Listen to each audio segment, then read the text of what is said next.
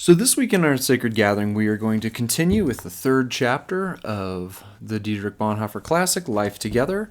This chapter is called Ministry or Service, and it kind of talks about our obligations to one another within the church. So as I've done the last few weeks, the main event is, of course, discussing this with one another, but for those who aren't able to make it for one reason or another, we'll read through kind of the questions and the quotes we'll be looking at together, and hopefully we can have some of our own thoughts on Bonhoeffer's ideas of ministry service and what it means for kind of overall Christian community. So my first kind of opening question for us is, what is one of the most profound experiences you have had of being cared for or served by others? What's one of the most profound experiences you have had of being cared for or served by others? What is one of the most difficult or humiliating things you have had to do to serve someone else? And then we will look at the quote out of Luke chapter 9 that Bonhoeffer based most of kind of this chapter on. An argument arose among the disciples about which of them was the greatest. Aware of their deepest thoughts, Jesus took a little child and had the child stand beside him. Jesus said to his disciples, "Whoever welcomes this child in my name welcomes me. Whoever welcomes me welcomes the one who sent me. Whoever is least among you all is the greatest." So how are children or the least examples of greatness in Jesus' eyes? And I think this is an important question that we'll spend some time with. We're used to that passage, that idea of Jesus calling children or the least great, but what does that actually mean? What does that actually do to our value system? What does it actually look like to live out the assumption that the least children, those without influence, are in fact great in God's eyes, and we're supposed to model ourselves after those? So the first quote we'll look at together out of Bonhoeffer's Life Together. At the very beginning of Christian fellowship, there is engendered and invisible, often unconscious, life and death contest. An argument arose among them.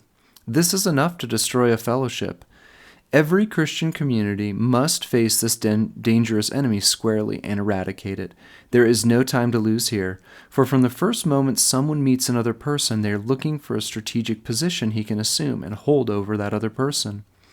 All this can occur in the most polite and even pious environment. It is the struggle of the natural person for self-justification. We find it only in comparing ourselves to others, in condemning and judging others. Self-justification and judging others go together, as justification by grace and serving others go together. From pages 90 and 91.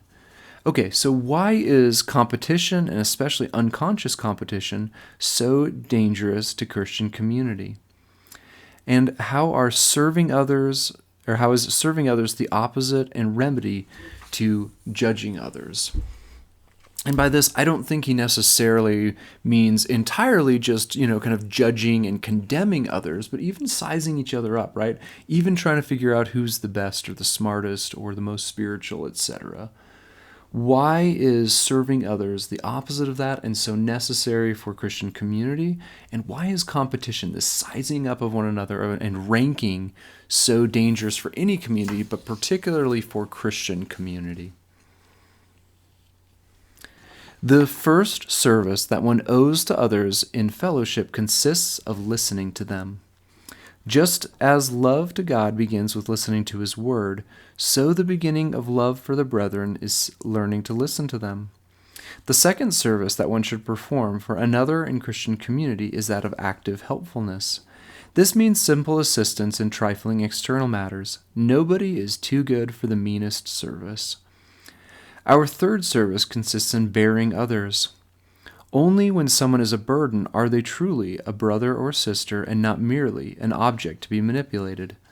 Finally, we admonish one another to go the way Christ bids us go, and warn one another against the disbelief that is our common destruction. Genuine spiritual authority is to be found only where the ministry of hearing, helping, bearing, and proclaiming is carried out. So why is it important that we speak only after we have listened, helped, and borne one another?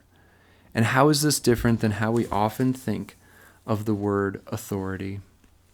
I think this section has so many interesting ideas in it. Obviously, the idea of listening and truly hearing is a big passion of mine. Just even the training it requires most of us to actually hear somebody else and listen, especially if we disagree with them or they frustrate us, right? Of being helpful, of doing things, of bearing one another's burden, or of being borne at times, right? Having people carry us. Ooh, that's embarrassing. We don't tend to like that one. We tend to be much better at being helpful, maybe. But at the same time, I think bearing one another's burdens has to do with carrying something beyond small, being helpful things. And then recognizing and proclaiming God's word in the Bible, in our lives to one another. Interesting, a lot of things. How is this different from what we often think of with the word authority?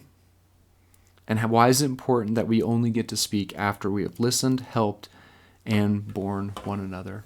So again, that is going to be our discussion on Bonhoeffer's ministry or service chapter out of Life Together. I'm looking forward to hearing everyone's thoughts on Sunday.